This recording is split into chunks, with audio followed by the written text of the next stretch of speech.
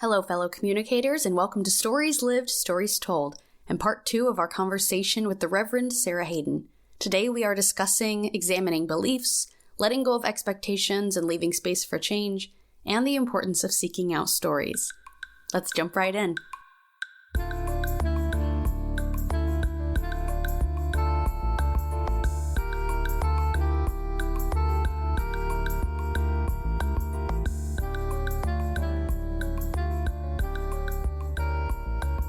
One of the roles I know you in is Reverend, and I don't actually know, though, the story of your call, of your whole journey.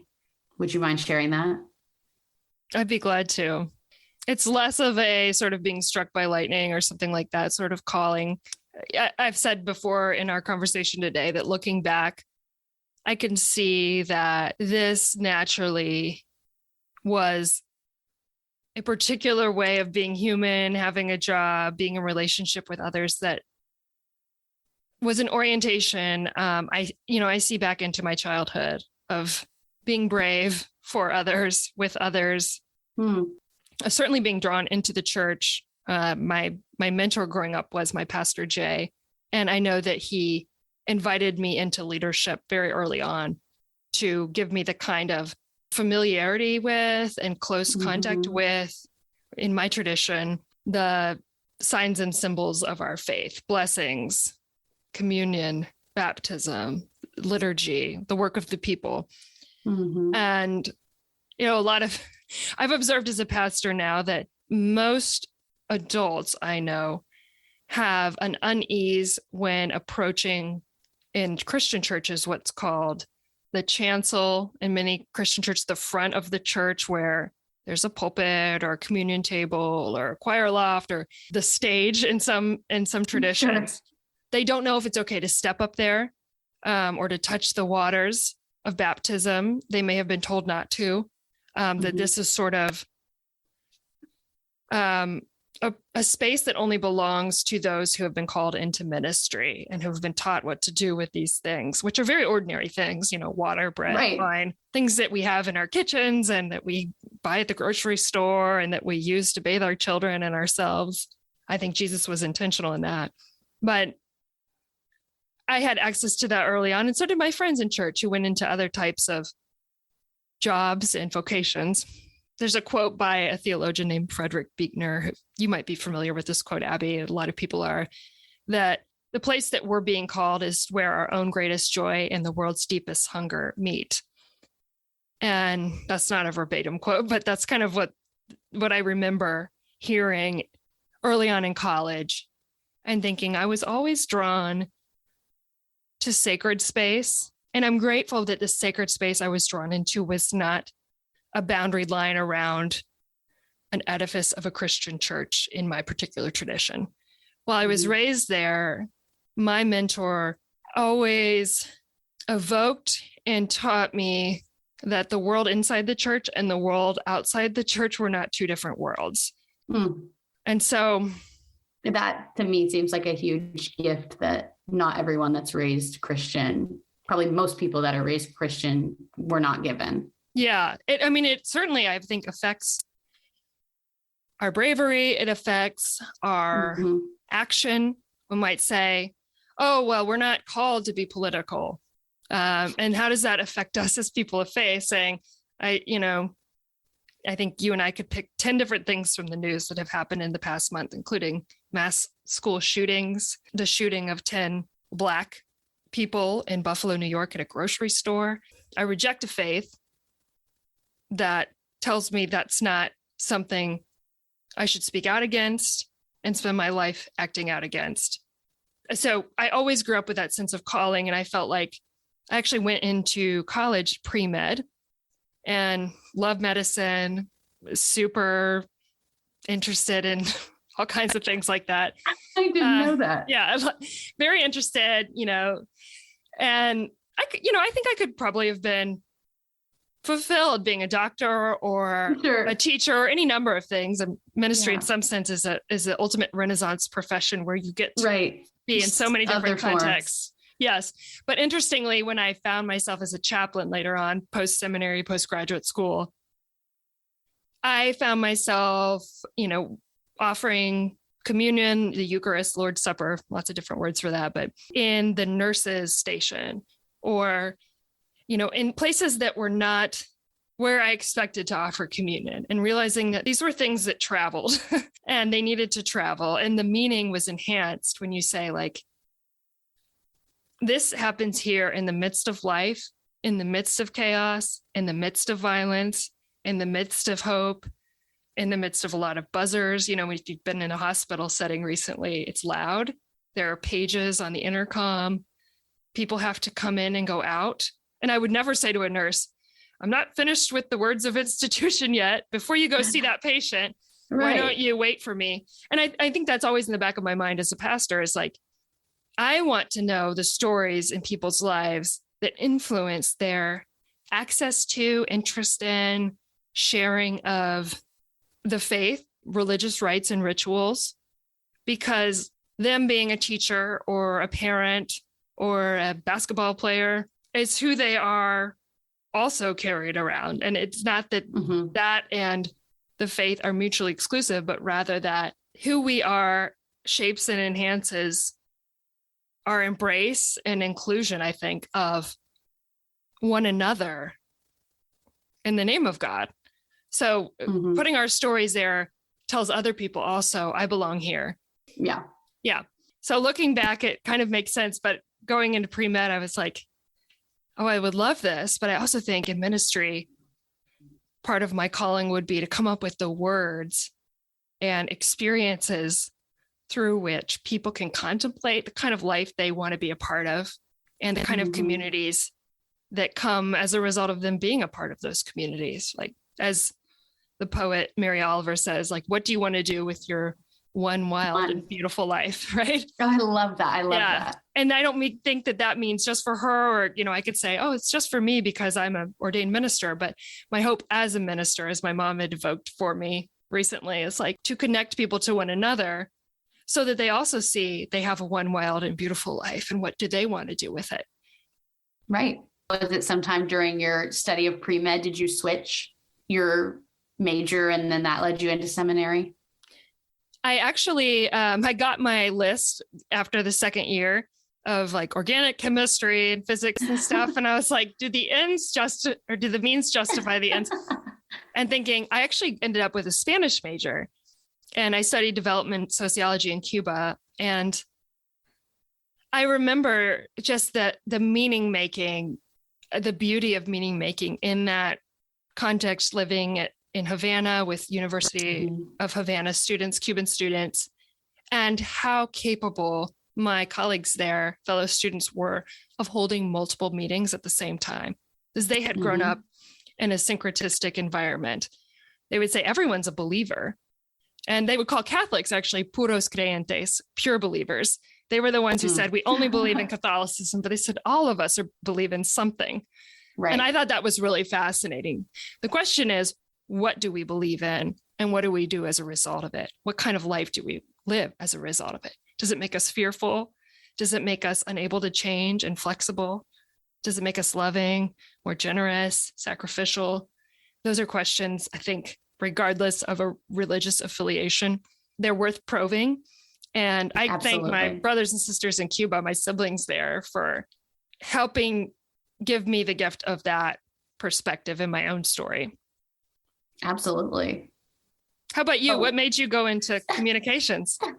Great question. I think it's less of one of those things like it was out there and then I stumbled upon it, and more it was always in me. I just didn't have the language for it yet, because even when I was in high school, I think I would say, oh, I want to study communications. That was just kind of something I knew. And I would say that to people, when you're in high school and people are always asking, what are you going to study? Where are you going to go to school? What are you going to do? Whatever. And so I'd say, I think I want to study communications, because I was always so interested in the way people related to each other and the dynamics that I saw happening, especially my family. And I'd say, I want to study communications. And they'd go, oh, so like PR, HR, social media stuff, right? And I'm like, oh, no, that's not it for me. For a lot of people, yes, but I just felt such a dissonance there. because I thought, oh, that's not what I meant when I said communications. I guess I'm wrong about what communications is. And so I didn't go into college majoring in communications. I started as political science, and I had 2 political science classes my first semester. And one of them was American history. And that was really interesting. And so I ended up then with a history minor, but the other one was just awful, partially because of the professor. Honestly, it was the way that I found myself relating to other people in that department. I just found myself saying, I don't think these are my people. Mm-hmm. And thankfully, it was mostly through my involvement with the speech team, because that's a communication club and all the coaches were communication professors. And so when they knew that I was maybe not so sure about my major anymore, they said, well, you should come study communication. And that's when I learned that there were different tracks, basically different concentrations within communication. And so there's the public communication, the organizational communication, and then the interpersonal communication. And that was when it was like the light bulb of, oh, that's what I always meant when I said communication. Other people were thinking of the public or the organizational tracks. And so I started getting into that, and I just immediately fell in love with those classes because it made so much sense to me. It was just like maybe I had all the pieces in my head, but I didn't know how they fit together until I was given that language.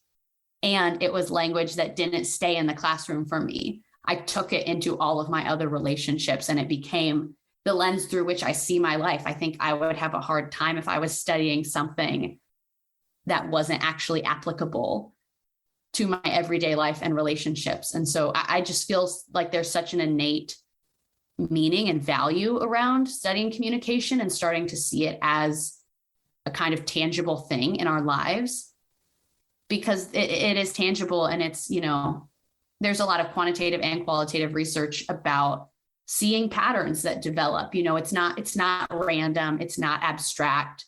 There are different ways and theories of understanding how we communicate with each other that increase our communication competence. And I think we take for granted that, we'll all just figure it out sometime along the way. But really what we could be doing, and what we all have the right to be doing, I think, and maybe the responsibility to do, is to think about those things, those communication processes that you're engaged in, the relationships you're engaged in, because I've seen relationships fall apart because of miscommunication or a lack of communication competency. 100%.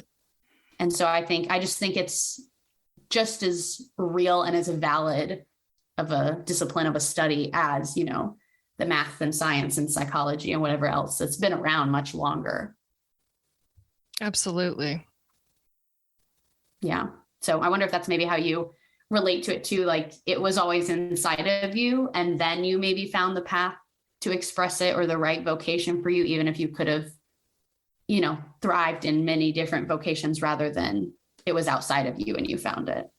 Right. Yeah. There's so many, it felt natural. It feels natural. The temptation would say that if it's not hard enough or it feels too natural, then it must not be a calling. But I think ultimately, if each of us could contribute to our neighbors, our neighborhood, our families, our world, and live authentic lives where we can be who we are and value each other, the Ubuntu, right?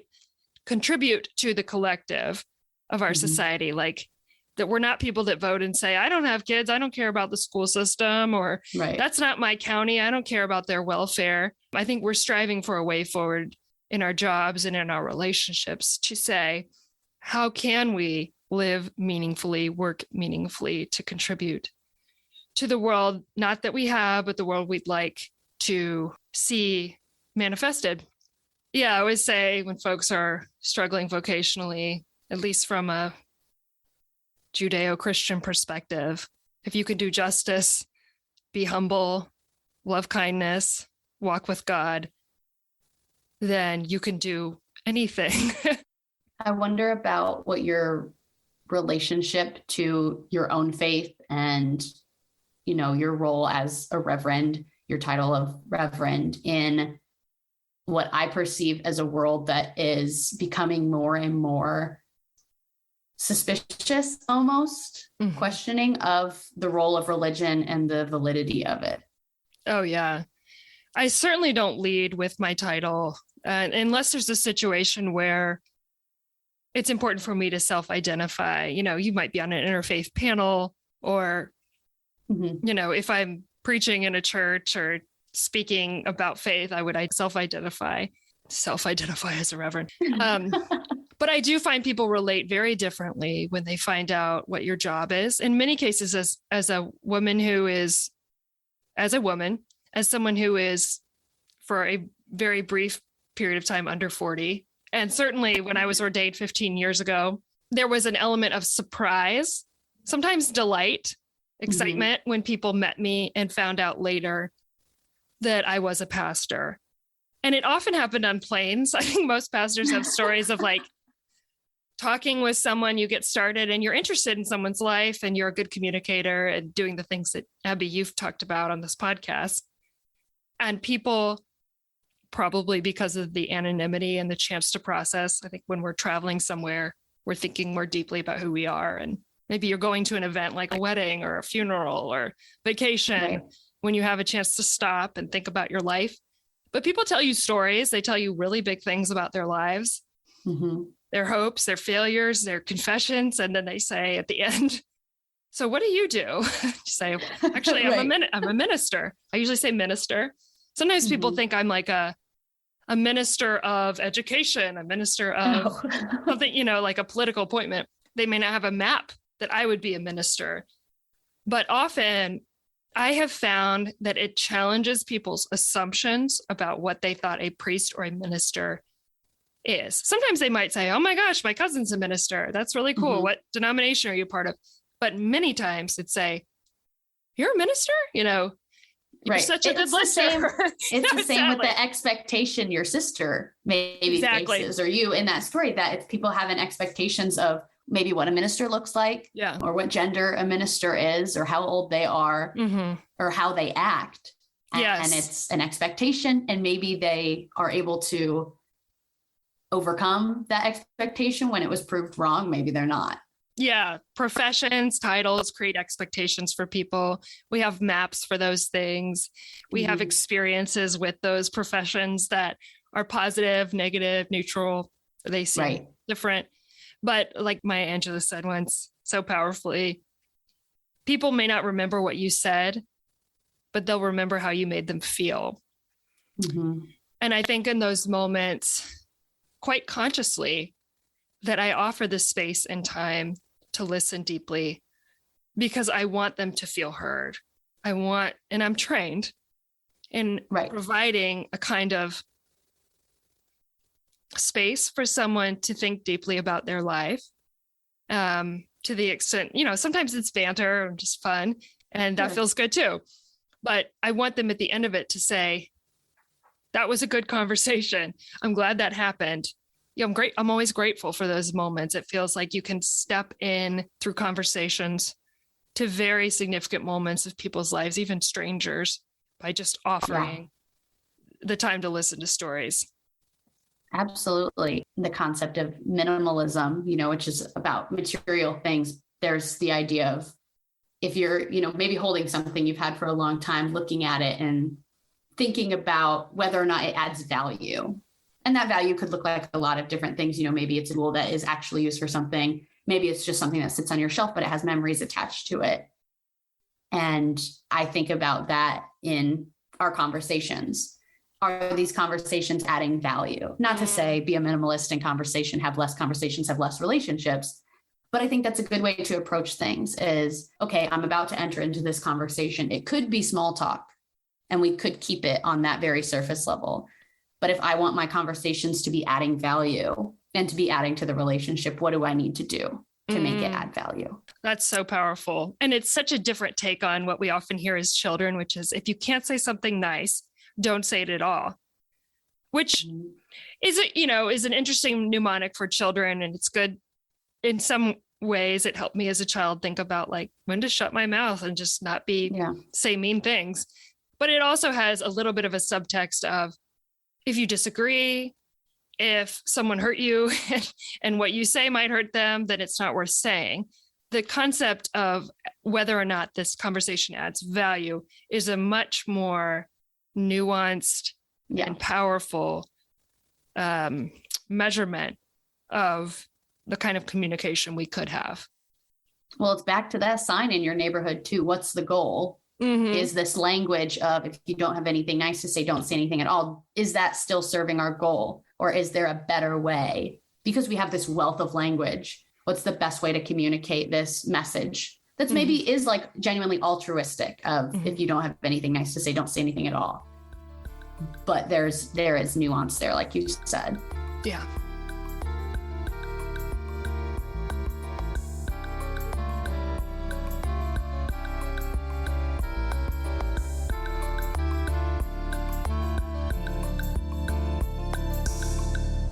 I am appreciative of having met you and your husband, who is the pastor of the church that I grew up in now, because I feel like both of you and your own, the way you talk about faith, at least what I've seen of it, was really eye-opening for me in terms of, I think through your husband's preaching being the first times that I was able to see a little bit what you talked about earlier of the church innately being tied to issues of social justice, because I just wasn't hearing that before. And part of that was, just my coming of age and the types of conversations I wasn't having. But I that's really important to me, because I think my faith has definitely changed as I've grown up. And I feel kind of a weird sense of peace about that. Like, I'm okay with that, because I've recognized that a lot of people have had really negative experiences with the church, especially the Christian church. But I had such a positive one. And part of that is, like, you talked about, as a woman, maybe people don't expect you to be a minister because they've never seen that. But I saw that growing up. There were always women who were pastors in the church. And so the first time that someone ever said to me, well, women can't be pastors, was at college. And it was shocking to me. Yeah. And so having a positive experience, which was mostly about the community that I had when I was growing up in our church, was what gave me a foundation to say, okay, I'm changing. The world is changing. I have this lens that I was, passed down, kind of, because that's how it is when you're a kid in the church. I need to deconstruct this back to the very foundation of it, and then rebuild it up on my own and see what kind of role faith could have in my life, is at least where I'm at right now. And this is just, I guess, more of a personal question that I've wondered, is that, but your chance to be anonymous maybe doesn't happen all the time in the communities that you're directly a part of. If you're, your neighbors, your friends, when you're at church, you don't have that. And so I wonder, I have maybe the space to experience changes in my faith and questioning. But I wonder for you, what's that like, being in kind of like a public role? Yeah, to a certain extent, in certain roles. There's a lot of different roles clergy have, some as a pastor within a parish, or a community organizer, or teacher, professor. And it might be different for each person. For me, it's been important to demonstrate the idea of asking deeper questions and being discerning, making a conscious decision to reflect. And I see that as a part of what Jesus did in his conversations with people. Sometimes he actually asked more questions than saying things to people, as recorded in the gospel stories that we have. He might say, do you want to be made better? And that's a great question. Do we want to change? Sometimes we don't want to change. Sometimes it's not worth the effort to us, we think. Or who do you say that I am? He had a dialectic in his relationships with people. He wasn't saying, Abbie, here's 10 things to memorize about me. And when you say those, I'll know you're a Christian, or he didn't even use that word, of course. Right. He was a practitioner of the Jewish faith, but his faith also from the Jewish tradition had constant discourse about the scriptures and the stories about God. One rabbi might say, it used to be said that this happened, but now I say this. Because who we are when we read the text of our lives, our context, and the text of the Holy Scriptures is different on any given moment. And to me, that relates to CMM, right? 2 weeks ago, I actually might have read a scripture differently than who I am today because of my intentional openness towards the world in which the word lives. And the word of Jesus, W-O-R-D, capital W, is something more alive and set apart than just the text itself. It's something that is unleashed into our world and lives within people's faith, their testimony, their relationships themselves, which makes it a very complex thing, I think. So I want to demonstrate that because I don't want people to feel like faith is static or that something that is discordant for them is something that they just have to blindly believe. I think most people in the 21st century in many communities would just simply rather walk away than know something to be true to them based on their human experience or listening deeply to another's perspective, maybe another community, to say, I stand apart from this. This is the name I evoke, and this is why. For example, there's a theologian, Walter Brueggemann, who's an Old Testament scholar, who views our faith as one where we have a certain sense that is given to us or taught to us of a testimony. This is what we believe. But then there's always a moment when we live real human lives of openness toward our neighbor, where we experience dislocation. We're like, is that really what I was taught? You know what, like this doesn't square or seem as important as what I'm learning right now. So am I still a person of faith? We ask ourselves that question. If my faith has changed, or if my faith is changing and I'm not sure where it's being led to. And that process again and again requires a second naivete. We take this thing and we say, this is no longer true for me in the same way. Thank God, right? I mean, right. If we had said, these people, anything, chattel slavery, I mean, we have so much work to do. And these are the horrors that we look back on as that people of faith were participant in and carrying out worlds of injustice because they didn't go through that process of self-examination. They didn't listen deeply or even consider as human their neighbors who were saying, this is my story. And in many ways, this is sort of a broad generalization, but the way that prayer is understood, song, testimony in the African-American tradition, African-American churches is much more robust and adaptive. Even though the words might be the same, there's a sense that what we embody and what we carry forth is ever evolving and points back to the stories of liberation, being even to the extent of being liberated from the things people say our faith stands for and doesn't. Right. I keep, saying, oh, it goes back. But I'm making so many connections in my head because the way I was saying that every institution is made up of people. That's true for the church as well. And so I think that's where some struggles happen is when it's human beings who are fallible and all the things that human beings are the ones trying to bring in the word of God, that there's just innately some dissonance in that.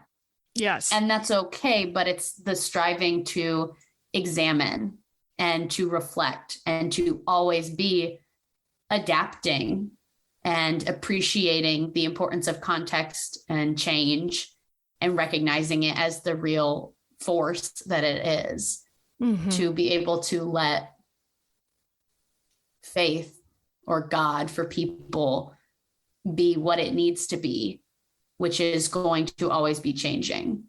Yes. Yes. I think the word of God, to use language that is spoken in Christian churches, like this is the word of the Lord, has a conscientizing function. So it's not just, oh, I'm reading this literally. There's no such thing as literally reading the text. Every person makes an interpretation no matter what, even the texts that were handed down literally in the Bible. But the process of conscientizing, how does this, whether it's a story of horror, of genocide, of liberation, of healing, how does it make me conscious of the way in which I live? And that is, I think, something that I can really stand by at this point in doing dialectical hermeneutics, of like reading the text carefully and saying, what does this story teach me? It doesn't necessarily teach me. I don't want people to think, in knowing me, take this text and do exactly what it says, because most of those functions in scripture should not be functioning. Most of those stories should not be functioning in that way. How does it conscientize us? Because in the scriptures, even Yahweh, this is the Hebrew name in the Hebrew Bible for the God of the Hebrews, God in the Christian tradition, Yahweh allows for the legitimacy of voices other than Yahweh's own, which is a radical thing. So people can argue back and forth and say, I stand here, Yahweh. And Yahweh's like, all right. Like there's lots of arguments. It's like, tell me more.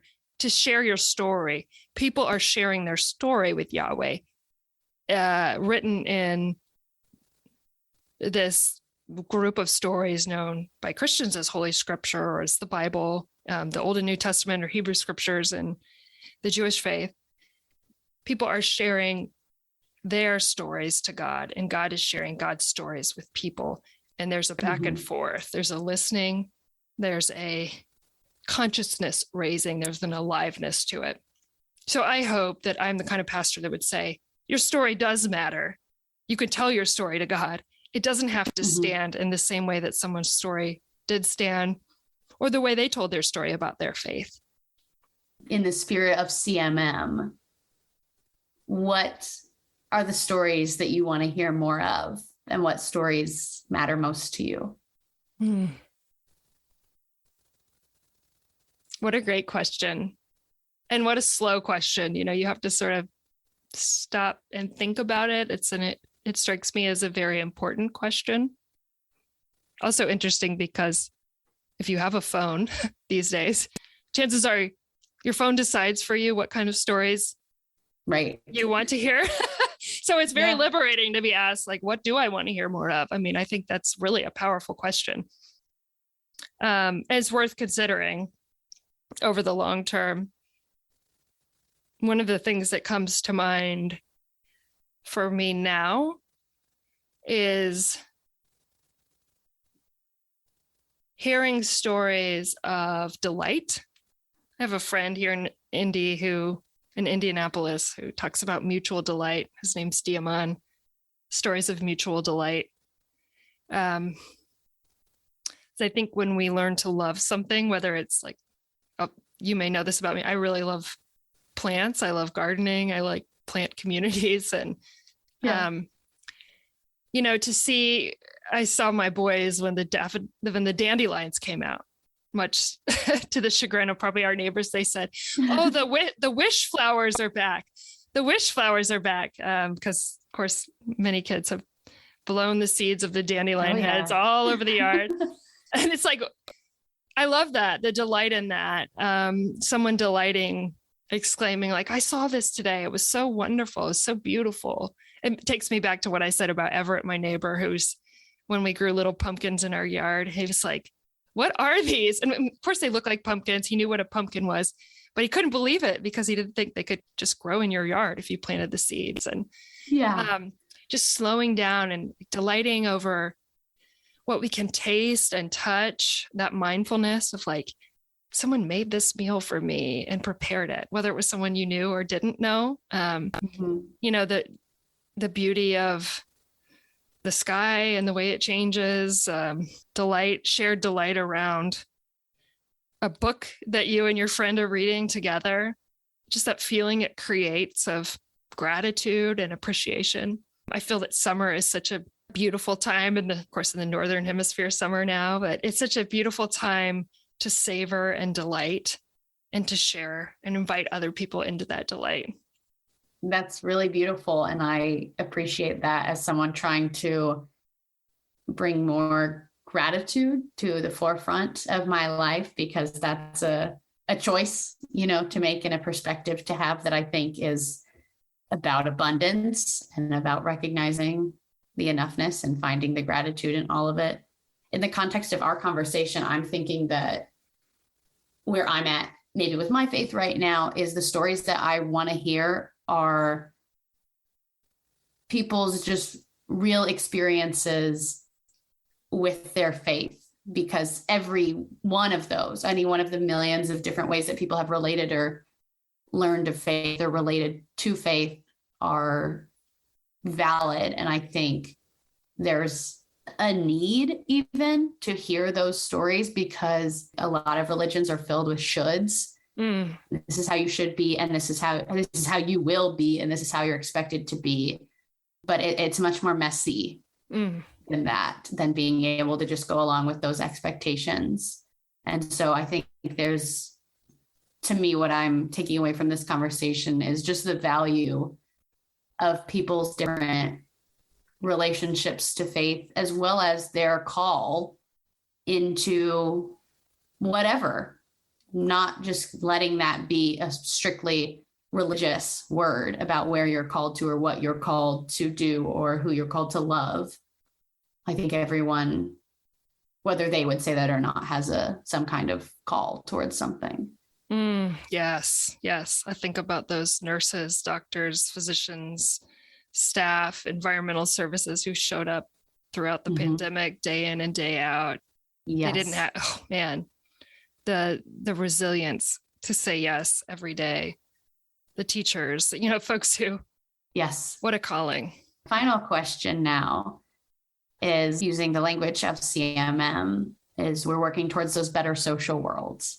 So what, as you leave this conversation, as you're at this point in your story now where you can reflect on many things that have happened in the past and you're looking toward the future, what are you trying to create in your social world?